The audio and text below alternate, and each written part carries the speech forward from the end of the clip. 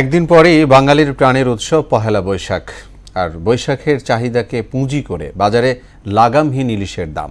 ক্ষুব্ধ ক্রেতাদের দাবি, ইলিশ যতটা না সংস্কৃতির দাবিদার, তার চেয়ে বেশি ব্যবসায়িক কৌশলের ফসল।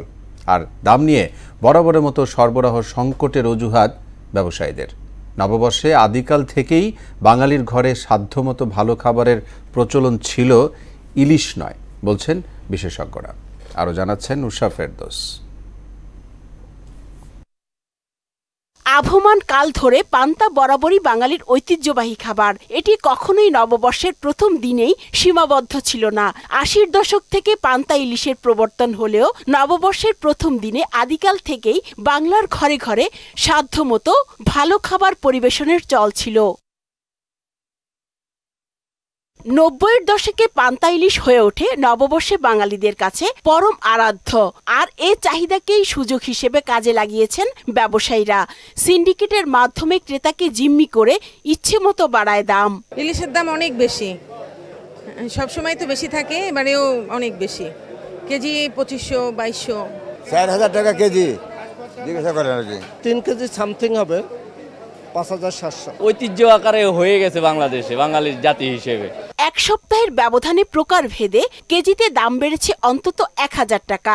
ইলিশের আকার ১ কেজি ছাড়ালেই দাম ২,০০০ টাকার বেশি।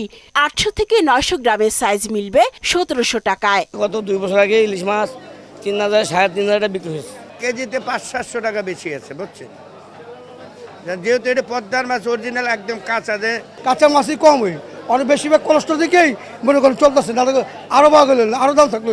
বাঙালির সংস্কৃতির পুরো ভাগই যেহেতু কৃষির সঙ্গে সম্পৃক্ত, তাই পান্তাই ছিল সবচেয়ে সহজলভ্য। তাই উৎসব সর্বজনীন করতে ইলিশ বাদ দিয়ে অন্য খাবারে মনোযোগী হওয়ার পরামর্শ দেন এই কৃষি গবেষক। বিভিন্ন স্টাইলের ভর্তা কিন্তু আছে এবং অন্য মাছ দিয়েও কিন্তু আমরা সুন্দরভাবে রান্না করে পহেলা বৈশাখে আমেজ দিয়ে আসতে পারতাম। সেটা যদি করতাম শুধুমাত্র ইলিশকে কেন্দ্র না করে, তাহলে কিন্তু আমাদের মতো যারা মধ্যবিত্ত নিম্নবিত্ত মানুষগুলো আছে তারা কিন্তু গিয়ে একটা পান্তা অন্য ভর্তা দিয়ে খেতে খুব স্বাচ্ছন্দ্য বোধ করত।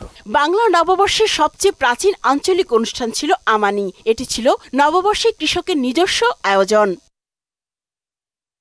উষা ফেরদৌস, মোহনা সংবাদ, ঢাকা।